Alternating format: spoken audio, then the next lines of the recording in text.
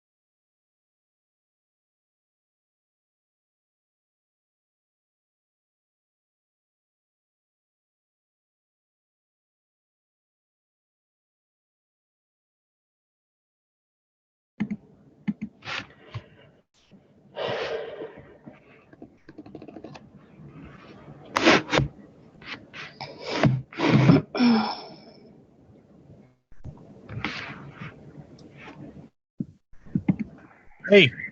Morning. Morning. Good morning. Hello, Bear. how's things? Oh yeah, everything's great. Yeah, no complaints, and even if I did have some, it wouldn't really help anything. So it looks like you guys are. I'm just checking the notes real quick. So you've been with us a while, and you're starting to have some conversations, and you want to look at ROI and re-engaging old leads. Is that a good? I think that's a good way to start. I mean, re-engaging old leads is definitely something that we're interested in. Like you said, we've been with Ylopo for a while. We cut our seller campaigns. I think I wind up, I don't know, dropping like $7 or $8 grand for next to no seller leads. We readjusted and went back in on buyer leads. We are starting to see it. I'm just kind of pulling all my stuff up here right now too as well. We're starting to see a little more activity on the pay-per-clicks. We're actually getting some appointments out of them. We just want, I mean, what I kind of said to our rep, what is it, Alexa, right? Or Alexis? Yeah. That, I would like you to look under the hood here and see if you could diagnose anything just from a bird's eye. It doesn't need to be like a deep dive, and I don't need you, digging through everything like on a granular level. I think you've been doing this long enough, and I think you do it at a high enough level. You can kind of just take a look at our account and tell us where we're going wrong. Have at it. You want to screen share? How do you want to do this? Yeah. Why don't you share your screen and Good morning, Chris. Good morning, Matthew, by the way. Morning. Morning. You all right, buddy? Yeah. Enthusiastic, sir. Very. So yeah, let's pull up your CRM. The other tab right there, and go to your leads. Mm-hmm. So if I said to you, show me the leads that are old, but are still active and important, like why priority, that kind of thing, what would you do? For why priorities? Yeah. All right. So we actually did this yesterday with, you just want Ylopos, or you want entirety? I just want to know. Yeah, I want everything that's triggering priority alerts that's old. Okay. Did we lose Krista? I think she's sharing her screen, or somebody's sharing. I'm sharing, but I don't know. Oh, okay. Chris, did we lose you? She's coming back in. There we go. Her Wi-Fi can be choppy for Zooms on occasion. So we went through here yesterday. We were on the phone with, who were on the phone with? Hatch Coaching. And they were kind of going through this with Chris and Matt. Guys, refresh me. How did we get to the why priority stuff yesterday with Jackie? It's in the saved filter to the left. Okay. Hover over where it says save filters, and all the way at the bottom, why priority last 30. There you go. And so what are the that save filter other than Y priority? Is there any other filters other than that tag that it's looking for? Yeah, you actually set that up with me months ago. So Okay. it's like a Y priority they visited in the last 30 days and hand raiser, I want to say. Okay. All right. So for me, when a new lead comes in, we try to call them a lot. We decided after 10 days that we would decide that for us, 10 days means they didn't respond to any of our calls, Raya's texts, our CRM emails. We're going to go ahead and put them to the side mentally, and we're going to focus on the next round of new leads. And the rest of our day is going to be devoted to anyone, regardless of age, that is still on our website and has done something important. And the way we know they did something important is through that tag. And so right now you have 75 people that make up this list. If it were me, I would want you, so instead of just calling, I don't know, 300 people in a day, I don't know how many people you guys each call in a day, but let's say it's 300, and you spend a minute per person. I know that's fast. I would rather you spend 10 minutes or 20 minutes per person on this list. I want you to obsess about this list. I want you to be creative. I don't want you to just, breeze through and do text templates and go through really quick. I mean, I want you to like devote half of your day to these people. The reason why is we've been trained that new leads deserve all of our attention. And a new lead is important, but what Ylopo does is it gives you a new inventory of opportunity. And I need you guys to spend more time here. What this does, and the reason why I'm talking about this with you, is when you're looking at all of the things happening, it's hard to know what to focus on. And so we broke it up into 3 chunks. We've got the new leads, first 10 days. We've got this list. And then we have everyone that we've labeled hot, warm, or cold. For us, that third bucket of hot, warm, and cold, we actually put all of them into one list. So hot, warm, and cold is all in one. And we prioritize that group based on website activity. So you see how you've got your pipelines up here. These pipelines are making an assumption. Krista spoke to John Smith, and John Smith sounded like he was hot. Therefore, I put John Smith in my hot pipeline, and we're going to focus on John Smith because of Krista's opinion.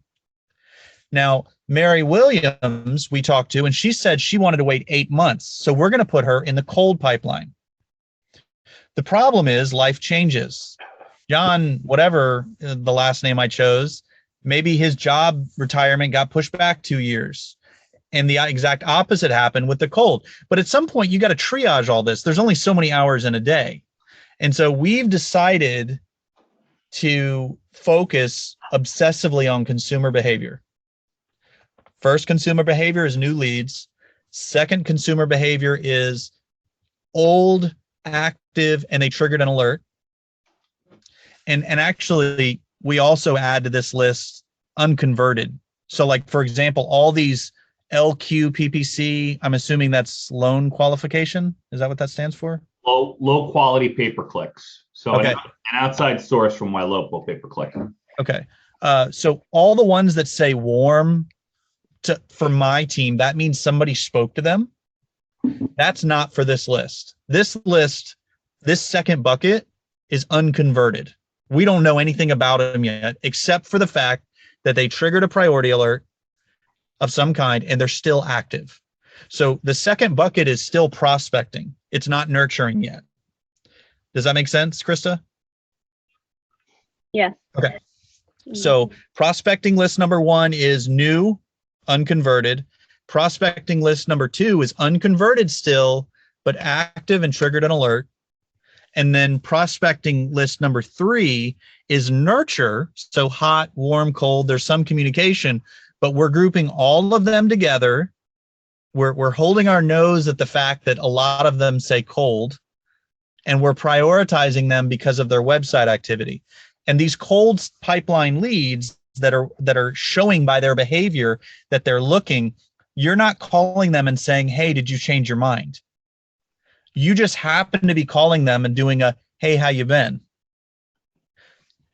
And so you are doing a, hey, how you been with someone that you spoke to 6 months ago that normally would not be on your radar, but is now on your radar because they're active on your website.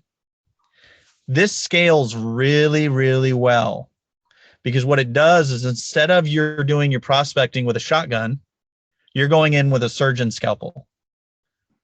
And so, typical approach of real estate is you get a lead, and as long as you stay in front of them for 5 years, when they decide to buy, they're going to be yours. Well, what this does is it says, look, you don't have to work that hard. You don't have to stay in front of them for 5 years. You just need to focus on the people that are showing that they're worth your time. Now, we don't use tasks for this. This is all filter based.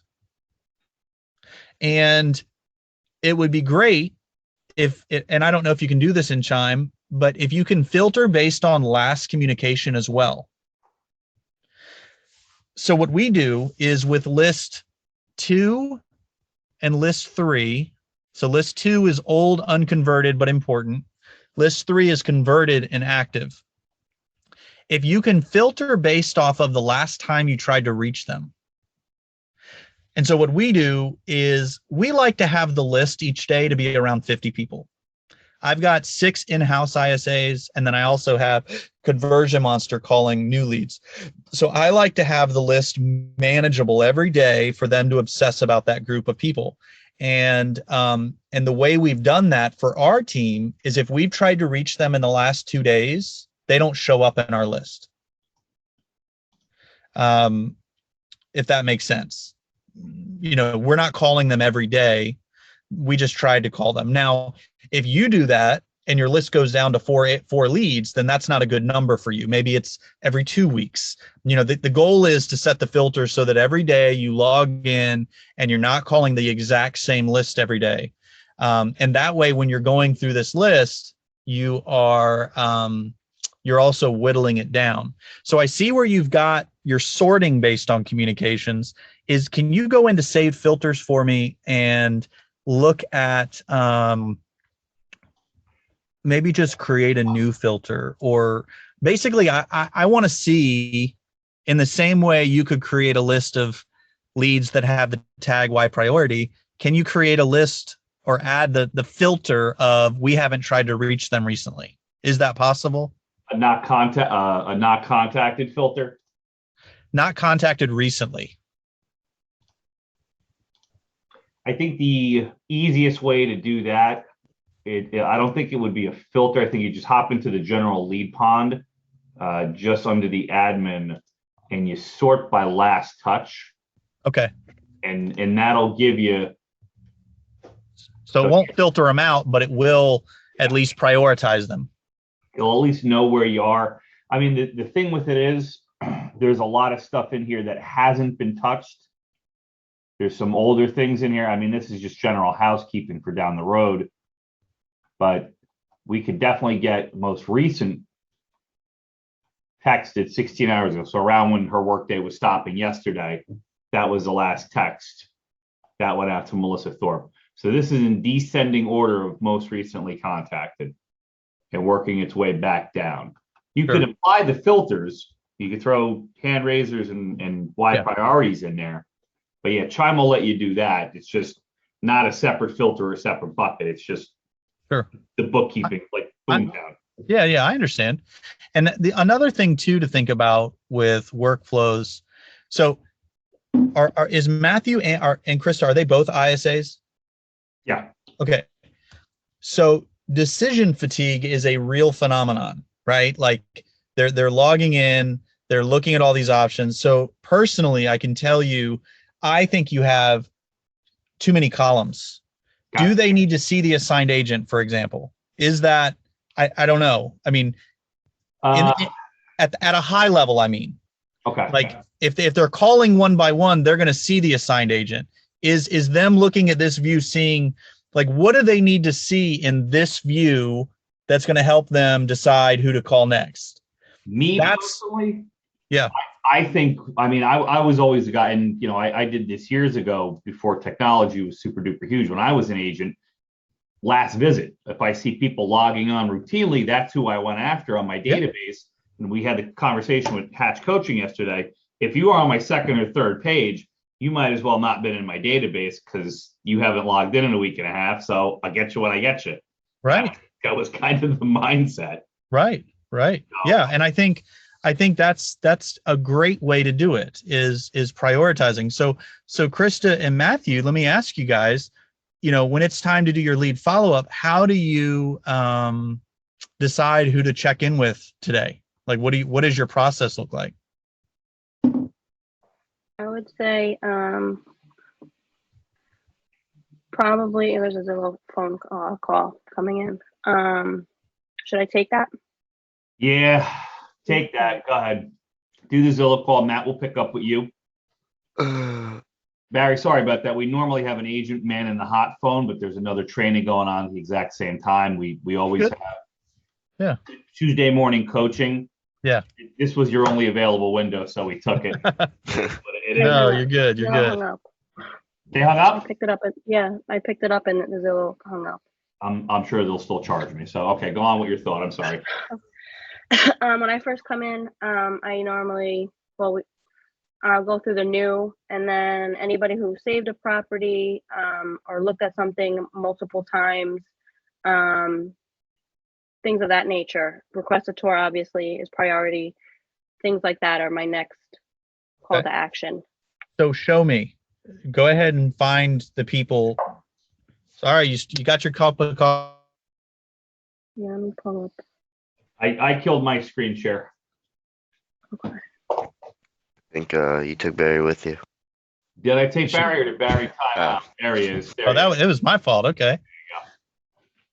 Hi, Chris. I think I need to make you admin in this to be able to screen share. Is that, I mean, you were on your channel, right, Barry?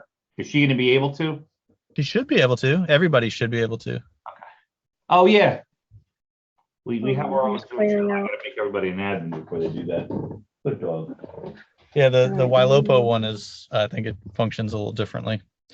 Yeah, and just talk me through what you're thinking when you do this.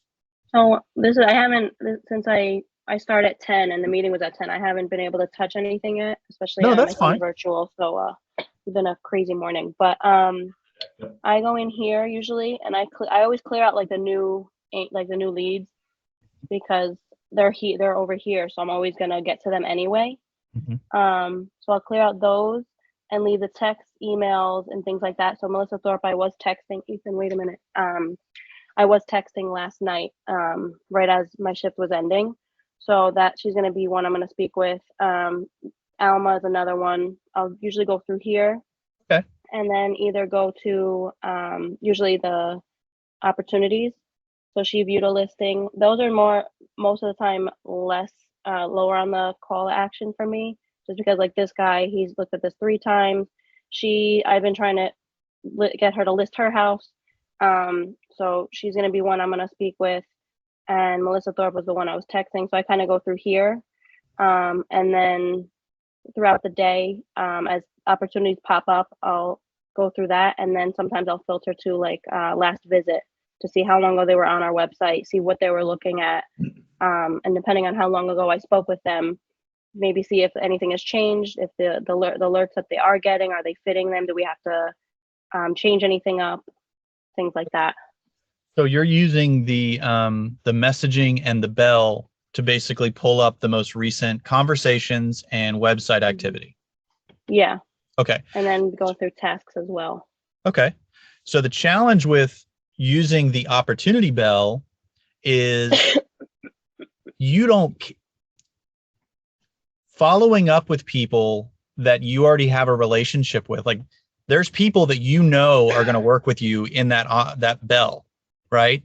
And so if I say to you, all right, Krista, today, I think it's smart to start with the people that have messaged in. Like, that's a good thing. You want to make sure you're touching all those. That's the goal of, outreach. But I think by just having, let me look at everybody that just did something, that bell might show 10 people, when in actuality, there's 30 altogether. But those 10 that you see, because there's only so much room, are mixed in with current clients, people that you guys have won, and you're just waiting for them to transact. Does this make sense so far? Whereas for when it's time to follow up with new opportunities, I don't want to look at Mary Jo that promised us and signed a buyer broker agreement. I want to find out, John Doe and Mary Doe, all these people that I don't know. And so the only way you can do that is through the save filter. Mm-hmm. So I need you to try not to use that bell for step 2.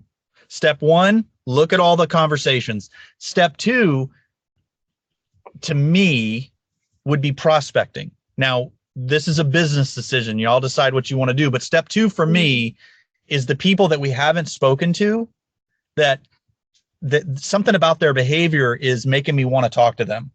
You're not going to get that by clicking on that bell.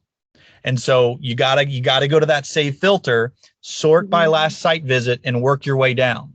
Does that make sense? Yeah, definitely. Do you have any questions about that? No, I think it's more of like a time management once getting to that. Well, look, with your role, you've got your job of sitting down and prospecting, but you also have inbound phone calls coming in. So you're constantly, doing one thing and going to another. And that's why we literally, our filters, we've numbered them for that reason. Filter 1, filter 2. And I literally just have you stay in 1 until you go through everybody, and then you go to number 2. If you do it the way that you're doing it all day long, you're reacting. And I call it the tyranny of the urgent, right? Everything is urgent. Everything is demanding my attention, and there's no general trajectory to my day. The only way to do both, you can't be like, oh, I'm going through list number 1, I'm not going to answer the phone. That would be stupid. But now, not only are you allowing the phone to dictate your workflow, you're also allowing that bell to dictate your workflow.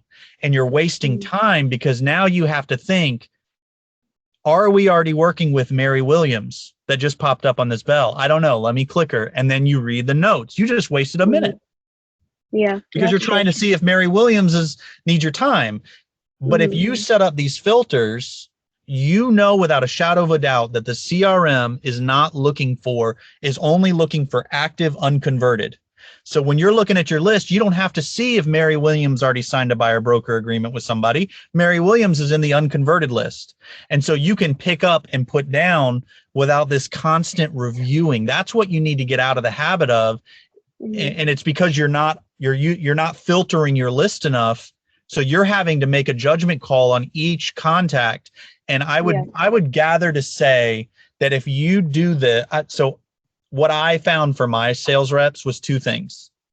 1, by numbering their workflow and really having tight lists on exactly what they are, they began to trust the filters. And once they began to trust the filters, they stopped auditing each contact before they called them. The time they spent and the amount of people that they ended up talking to went up 33%, because now they're not constantly looking at this bell saying, let's see, do we know that person? I don't know. Let me see if we know them. Oh yeah. We're showing them homes. All right, let me go to the next one. It tires you out. And it also is using the logical side of your brain. When we want you to be telling jokes, we want you smiling on the phone. We don't want you yawning, right? We want you happy. But if all day long you're reading through and trying to decide what to do next, that's not the creative side of your brain. So not only are you going to have more time to call people by just this, this is a slight change in workflow that has a profound impact on your day. And what you're going to find is you're going to set more appointments, and you're going to be less exhausted by the end of the day as well. Yeah, no, that makes a lot of sense, because I do feel burnt out. And I'm like, what did I really get done? There's a lot of mental load, Yeah. not a lot of the other stuff. Well, and as a salesperson, one of the most challenging things to do is to be responsive. And, you know, ideally, so those inbound calls that you guys are having outside of when your agents are in training, are those going to the agents right now? Yeah, we do Okay. have one. Mm-hmm. Okay. That always answers. Okay, good. So, because I would tell you that the more I remove multiple duties from my sales team and my admin, and I get them to just be obsessed with like a few things, I'm getting more out of everybody. Yeah. And so, you know, I know none of this is necessarily groundbreaking, but honestly, I would not use tasks for routine follow-up, Curtis, just to let you know, because tasks are where you go to feel like a loser when you're looking in your CRM, because you just go in and you see all these past due. Because the theory of agent tasking is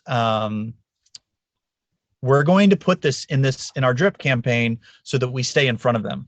It's basically what we've been doing for the last decade before dynamic remarketing was bringing the consumer to us.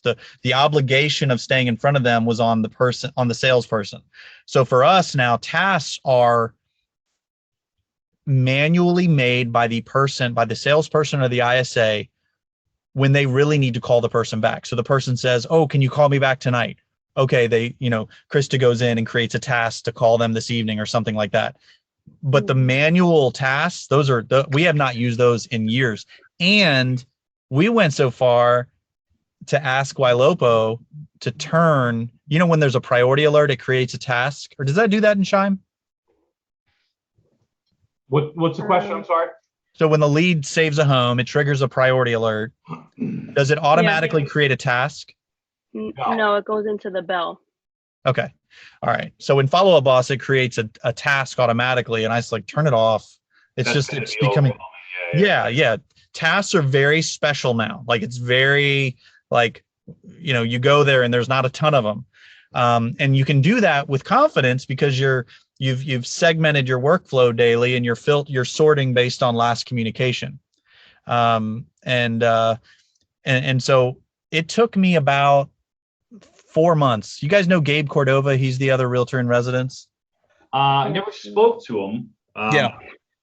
But I see him on all forums. Yeah. So he was one of the founders of Firepoint, and now he works at Ylopo. And it took, I think, like 5 or 6 sessions of joint training where I was teaching and he was listening. And he kept saying to me, "Why does he keep bringing up these lists? What's the big deal?" And then about this hit him. And he was like, and now he's obsessed with this same thought because we're trying to do too much and we're trying to get them to review and make judgment calls instead of just letting the system do it for you. So that's my soapbox, man. That's if you guys just execute on this one thing, you're going to increase the amount of conversations. You're hot, warm, and cold that you're prioritizing based on website activity. Don't call them and say, "I'm checking in." Don't call them and say, "Seeing if you found a home." What I need you to do is call them and give them something. Because if you don't have something to give someone that's not ready, so the person's not ready, and you call them and say, "Are you ready?" You're confirming to them that you're not someone they need to be speaking with right now. Yep.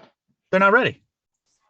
But if you call them and say, "I know you're not ready, call me back. There's a few open houses that I thought maybe our agent could take you to over the weekend just to kind of get you educated.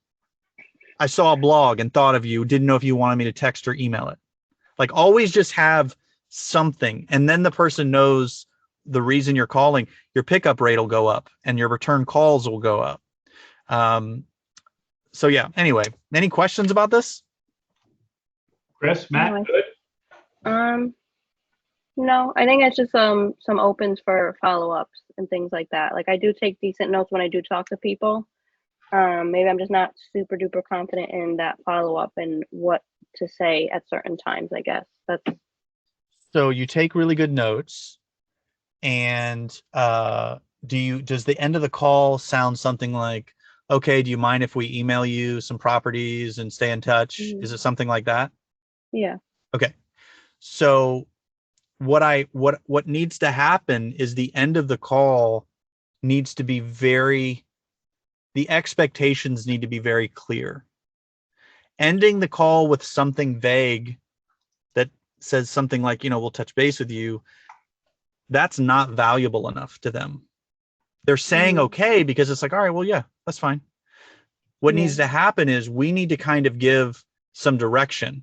To me, I would say, Krista, at the end of the call, John, after speaking with you, I really think a 15-minute consult with one of our agents just to go over the process in more detail would be really, really wise.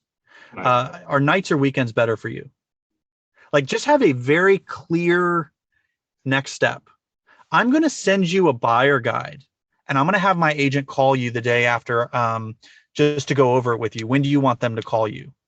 There needs to be, because the agent is going to have to make a decision with PPC leads. PPC leads are in the middle of their journey and they don't know what they want yet. Yeah. We're I waiting think for them to figure it out. The agent, sorry. go ahead.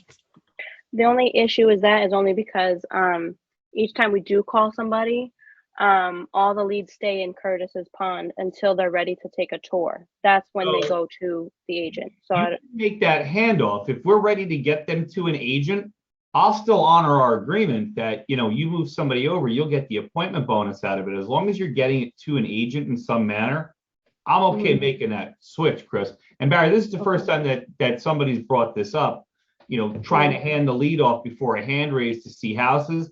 Yeah. We haven't been I think successful in Jenkins mentioned that, but the way she mentioned it was a little bit off, but yeah. Well, that puts a huge amount of burden on your business by only giving them hand raisers.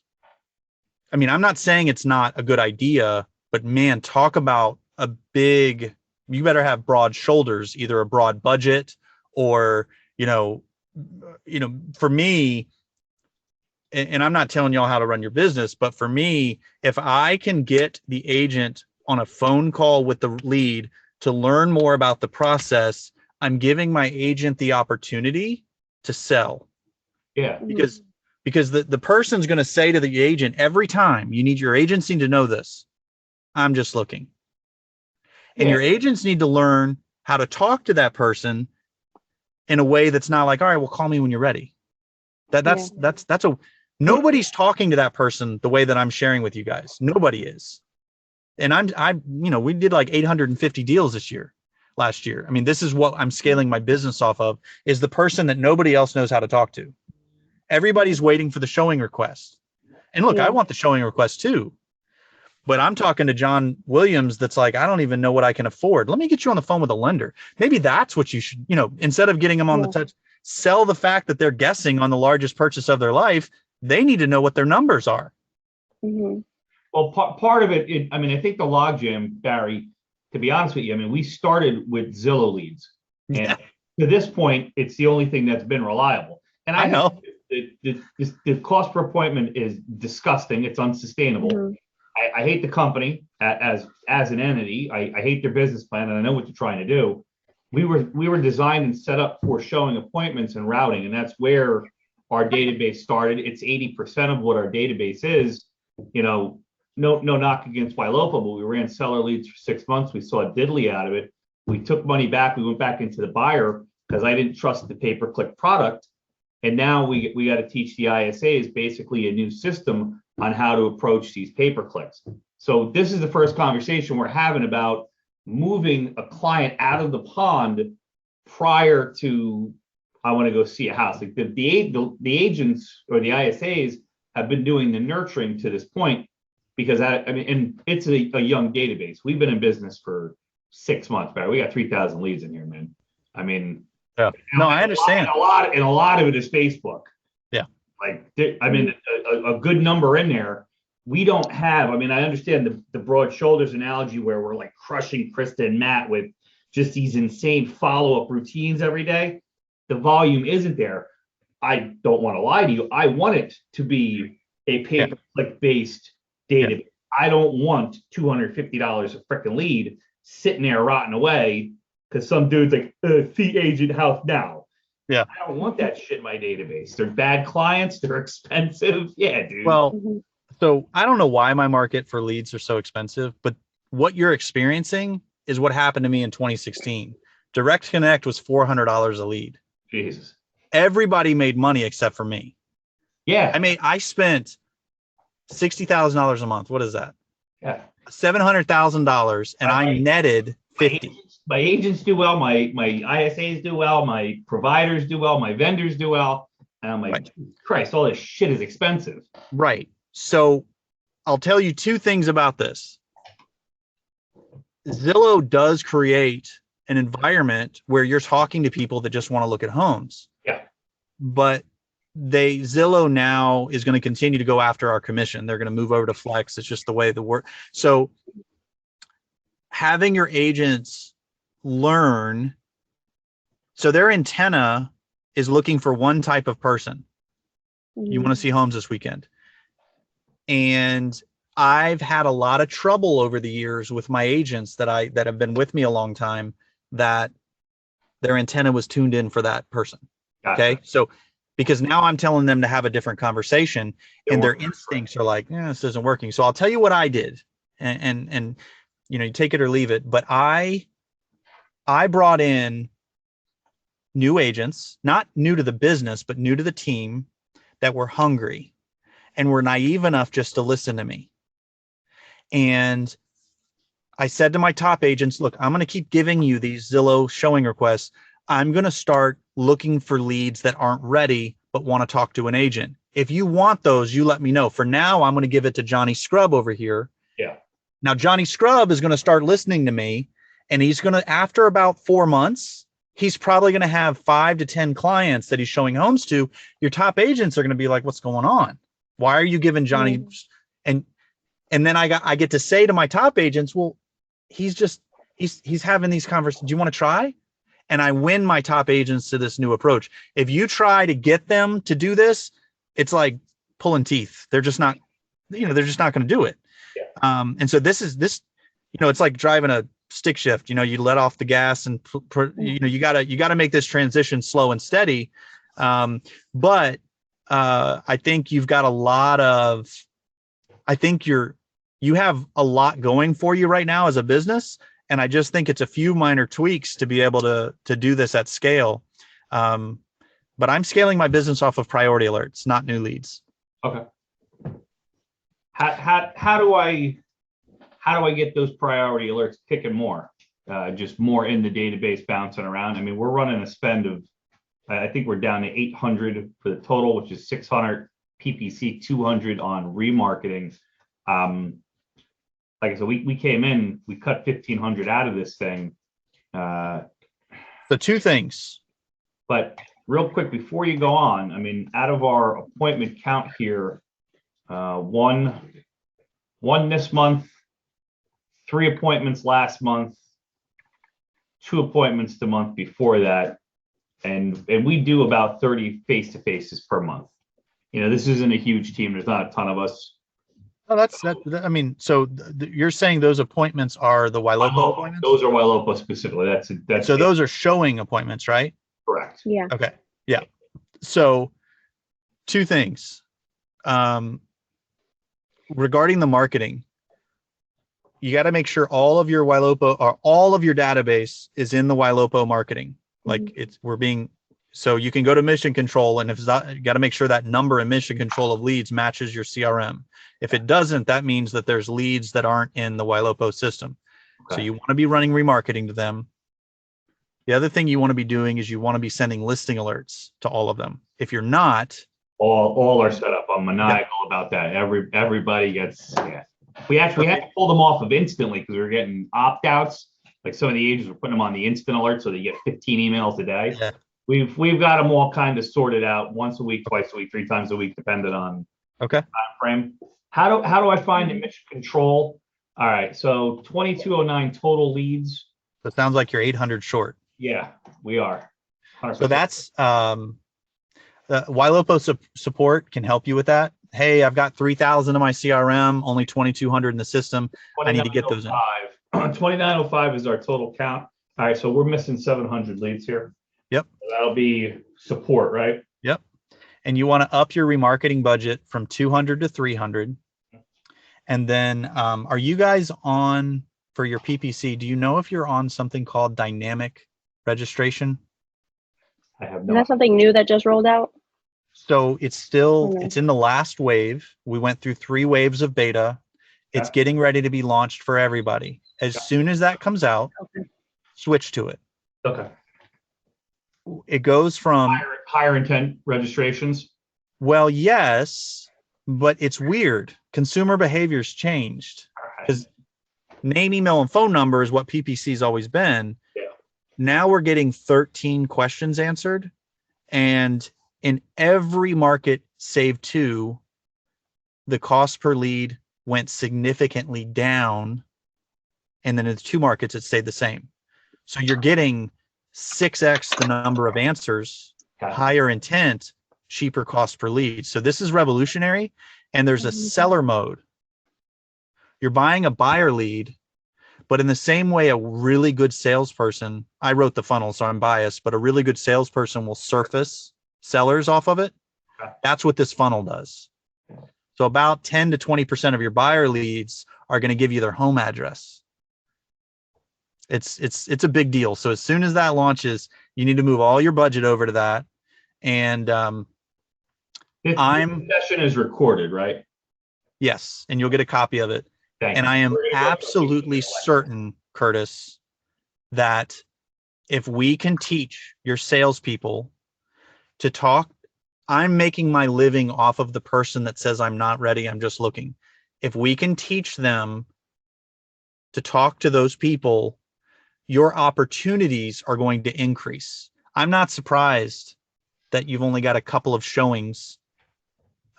You're using a script and an approach that's designed for people that are ready now. And if you'll just learn to kind of go up the tree a little bit, not a lot, just a little to the middle of the tree, that's where all the opportunity is.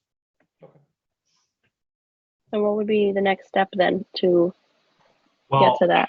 next step is going to be, we're going to hit Alexis. We're going to ask about dynamic registration. We're going to get Barry back on the calendar for his next, I mean, you're normally a month out, Barry. So let's get Barry set back up. Email me and I will, instead of using the calendar, just email me and we'll see if we can figure something else out. I also, my book comes out. Step away, but I can hear Oh, you. I'm buying your book. I got you. Yeah, I'm buying the book. Don't worry about that. This whole approach is the whole book. I went to go, so for some reason, I saw the book and it wouldn't let me get to the book order screen in that original post you put up. It's not for sale yet. Okay, so it was coming. just a link over to the training course. I'm like, oh, link is broken and I'm gonna pick it up later. Okay, Book so is coming. Book is coming. Hopefully this week, actually. But awesome. anyway, I'm late for my next call, so I've got to jump off. Do your thing. Thank you, Bear. Yeah, absolutely. Have a great day. Matthew, get some coffee, buddy. Yeah, Matt. Thanks. Talk to you soon, guys. Bye.